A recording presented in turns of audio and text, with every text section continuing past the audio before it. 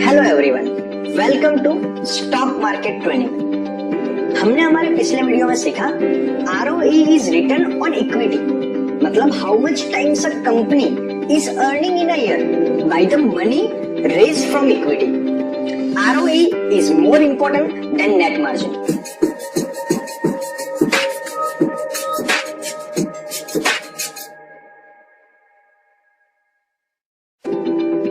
Our today's topic is company fundamentals. How does a company mislead by ROE? In which we will cover what is debt, how does a company mislead us by ROE, what is total equity to debt ratio. चलिए इस topic को यहाँ पे मैंने ticker.finology.in के ऊपर Eicher Motors का example open करके रखा हुआ है। आइसर मोटर्स जो बुलेट बाइक्स बनाती है, अगर इस केस में देखेंगे तो हमारा पैट मार्जिन है नियरली 21% और ROE है नियरली 25%। तो बहुत ज्यादा बार कंपनी ROE को मिसलीड करती है। कैसे? डेट को बढ़ा के। डेट क्या होता है?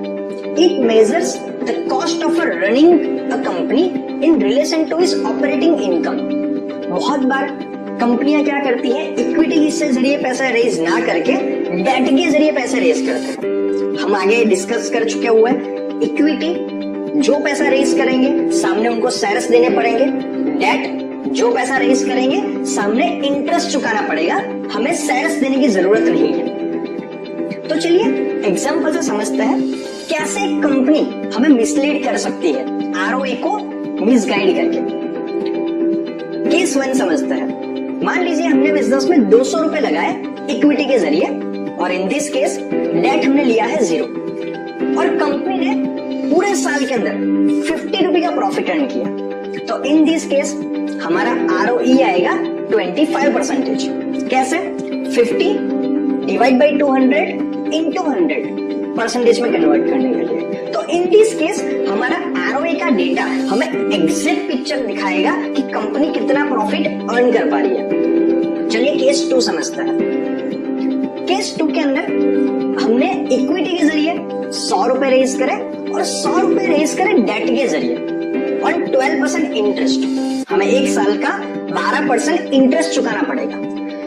इन दिस केस हमने प्रॉफिट तो अर्न किया 50 रुपीज, लेकिन क्योंकि 12 रुपए में इंटरेस्ट चुकाना पड़ेगा तो टोटल प्रॉफिट आ जाएगा 38।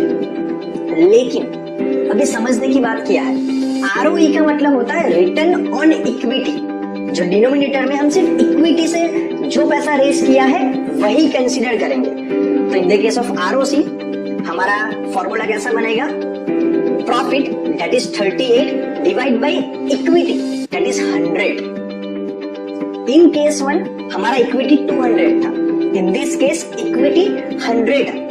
तो 38 डिवाइड बाई 100 इंटू 100 परसेंटेज में कन्वर्ट करने के लिए, तो इन केस 2 सेम कंपनी का ROE आ जाएगा 38%। तो बहुत ज्यादा बार कंपनी ऐसा करती है, इक्विटी से जरिए पैसा रेज ना करके डेट ले लेती है। तो जब तक कंपनी प्रॉफिट अर्न कर रही है तब तक तो ये बहुत अच्छा है हमारे लिए, क्योंकि हमें ROE अच्छा मिल रहा है। लेकिन कभी कोई इंडस्ट्री में रिसेशन आ गया, कोई प्रॉब्लम क्रिएट हो गई फाइनेंशियल या तो फिर कोई गवर्नमेंट पॉलिसी की वजह से, इन दिस केस जो हमने पैसा इक्विटी से रेज किया है तो सामने तो हमें कुछ चुकाने की जरूरत नहीं है। डिविडेंड दे या ना दे वो कंपनी की मर्जी होती है, लेकिन डेट के केस में हमें इंटरेस्ट के समय वो अमाउंट चुकाना ही पड़ेगा। तो अगर तो प्रॉब्लम के केस के अंदर कंपनी के लिए दिक्कत क्रिएट हो सकती है अगर तो कंपनी ज्यादा डेट लेती है। तो इसी से हमारा एक दूसरा बहुत इंपॉर्टेंट रेशियो आता है जिसे कहा जाता है total debt to equity ratio. इसका मतलब क्या है? कंपनी ने कितने रुपए डेट के जरिए रेज करे हैं और कितने इक्विटी के जरिए, उसका रेशियो आएगा total debt equity ratio. Ideally it must be 0, क्योंकि अगर कंपनी के ऊपर लोन नहीं है तो कंपनी फ्रीली वर्क कर सकती है, उससे ऊपर कोई हेडेक नहीं है। लेकिन बहुत सारी कंपनियां हमें मिसलीड करती है डेट लेके ROE को इन्फ्लुएंस करके।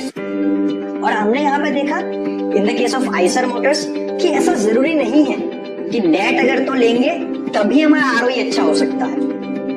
अभी अच्छा आरओई किसे कहा जाता है? 20% से ज्यादा आरओई को जनरली अच्छा आरओई कहा जाता है। लेकिन आप जब भी किसी कंपनी को एनालिसिस करते हो तो उस कंपनी और उस सेक्टर का आरओई कितना है उसको कंपेयर करना बहुत जरूरी है। वो आप कर पाओगे पीयर्स में। अब अगर पीयर्स में जाके देखोगे तो ऑटोमोबाइल इंडस्ट्री के अंदर जनरली आरओई 2020 के आसपास ही रहा हुआ है एवरेज में। तो आइसर मोटर्स का आरओई को देखेंगे तो आरओई को देख के आइसर मोटर्स एक अच्छी कंपनी कही जाएगी। लेकिन मैप करेंगे कौन सी कंपनी में हमें निवेश करना है या नहीं करना है। चलिए पेज इंडस्ट्री का एग्जांपल लेके समझते हैं। In the case of page industry में डेट बहुत ही कम है, जहां पे मार्केट कैप नियरली 22,000 करोड़ है, डेट बहुत ही कम है 38। तो इतना डेट तो चलता है। तो in this case total debt equity ratio is 0.05।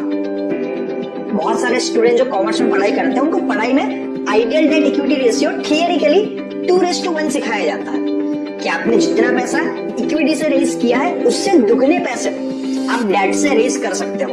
But practically I think it debt must be 0। किसी भी कंपनी का डेट जितना कम होगा उतना उस कंपनी के लिए ज्यादा अच्छा हो पाएगा। अभी जो total date and equity ratio है वो सिर्फ और सिर्फ ऑटोमोबिलिटी कंपनीज के अंदर, टेक्सटाइल इंडस्ट्रीज के अंदर ही काम आएगा। अगर आप बैंक्स का एग्जांपल लो या कोई लेंडिंग कंपनी या फाइनेंस के रिगार्डिंग, तो उसमें डेट को आपको इग्नोर करना है। बिकॉज बैंक्स की अगर बात करेंगे तो बैंक्स का तो बिजनेस ही ये है कि लोगों से पैसे ले कम इंटरेस्ट के ऊपर और वही पैसे को लोन के रूप में आगे ज्यादा इंटरेस्ट के ऊपर दे।